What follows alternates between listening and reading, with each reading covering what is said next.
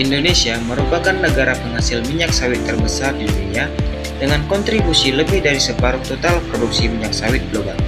Komoditas ini menjadi salah satu pilar utama perekonomian nasional dan sumber mata pencarian jutaan petani serta tenaga kerja di sektor perkebunan. Namun, produktivitas perkebunan kelapa sawit tidak terjadi begitu saja. Di balik setiap tanda rumput segar, terdapat proses biokimiawi yang bekerja tanpa henti di dalam setiap helai daun tanaman, yaitu proses fotosintesis. Fotosintesis merupakan fondasi utama seluruh produktivitas tanaman kelapa sawit. Tanpa proses ini yang berjalan secara optimal, tidak akan ada akumulasi biomasa, tidak akan ada pembentukan buah, dan tidak akan ada minyak sawit yang dapat diproduksi. Oleh karena itu, pemahaman yang mendalam mengenai proses fotosintesis, mulai dari mekanisme biokimiawi di tingkat sel hingga faktor-faktor lingkungan yang mempengaruhinya, menjadi bekal yang sangat penting bagi setiap praktisi dan calon agronomi di bidang perkebunan kelapa sawit.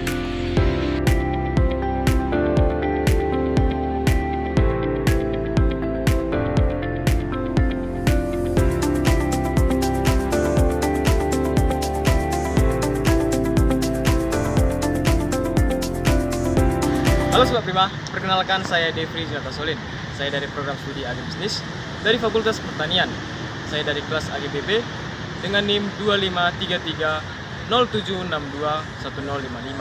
Di kesempatan kali ini, saya akan menyampaikan kajian mengenai fisiologi tanaman kelapa sawit, khususnya pada proses fotosintesis dan kaitannya pada prinsip perkebunan kelapa sawit berbasis furab. Nah, furab ini fast, unggul, responsif, equitable, dan berkelanjutan. Untuk penjelasan yang lebih lengkap, tonton video saya. Dalam proses fotosintesis, selain menghasilkan glukosa, juga dihasilkan oksigen. Energi yang dibutuhkan dalam proses fotosintesis berasal dari matahari dalam bentuk cahaya. Cahaya matahari berbentuk gelombang yang tersusun dari partikel-partikel energi yang disebut foton. Sebuah foton dapat dikarakterisasikan oleh panjang gelombang.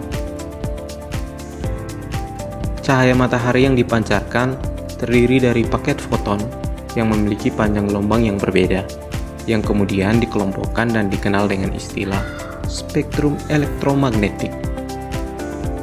Pada prosesnya, fotosintesis hanya menggunakan sebagian cahaya dalam spektrum gelombang elektromagnetik, yaitu cahaya dengan panjang gelombang tertentu, misalnya cahaya tampak.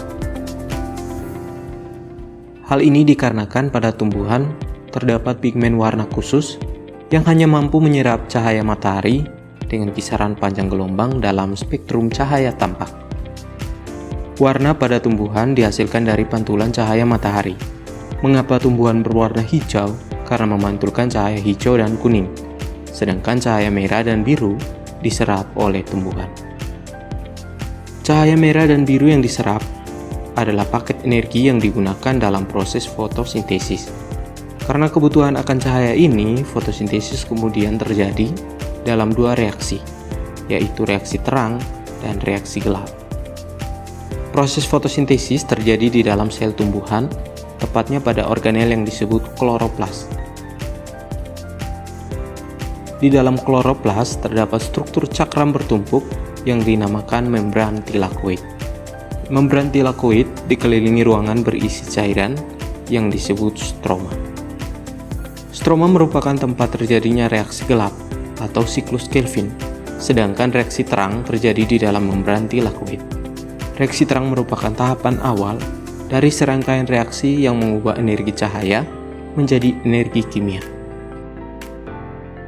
Di dalam membran tilakoid terdapat bagian yang bernama fotosistem.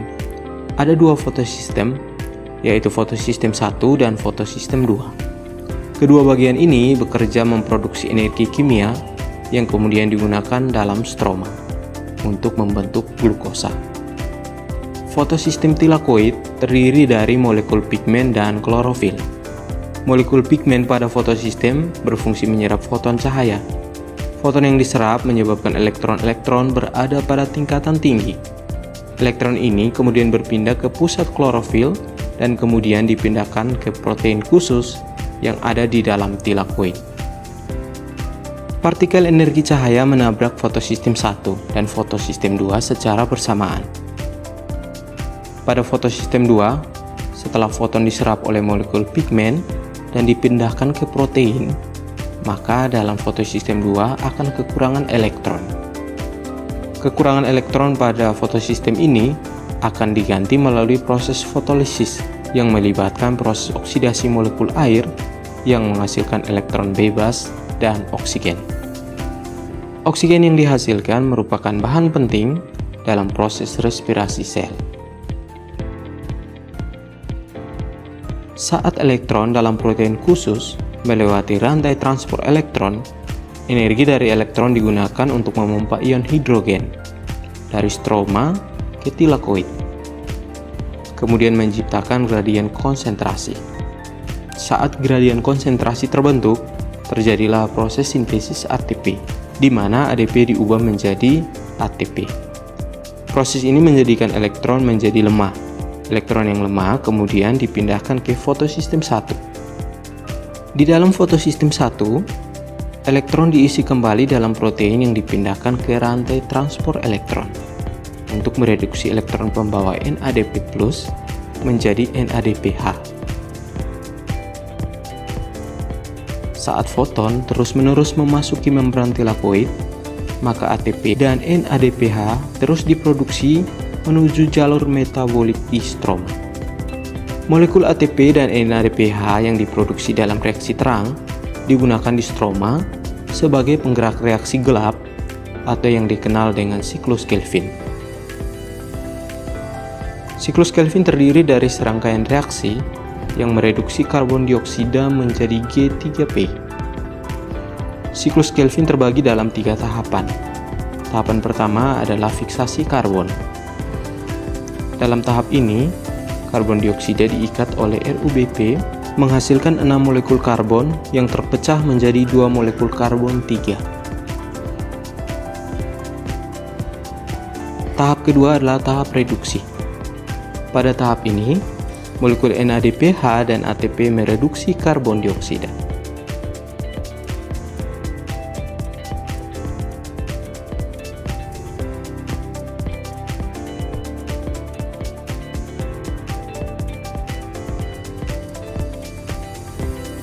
Dan pada tahap akhir, RuBP disusun ulang untuk setiap 3 pengulangan siklus. 5 molekul G3P digunakan untuk membentuk ulang 3 molekul RuBP. Sisanya dari 3 G3P ini kemudian digunakan untuk membuat gula, asam lemak, dan gliserol. 2 molekul G3P membentuk satu glukosa berfosfat. Jadi siklus Kelvin harus terjadi 6 kali untuk menghasilkan satu molekul glukosa.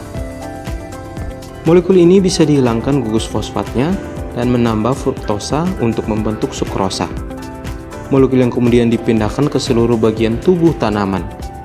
Glukosa berfosfat juga menjadi bahan untuk sintesis pati dan selulosa.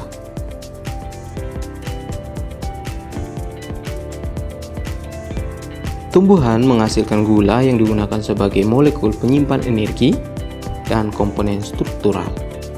Dengan bantuan cahaya matahari, ditambah air dan karbon dioksida, melalui proses yang sudah dijelaskan, tumbuhan menghasilkan glukosa dan oksigen. Glukosa dan oksigen ini merupakan bahan penting proses kehidupan seluruh makhluk hidup yang ada di bumi.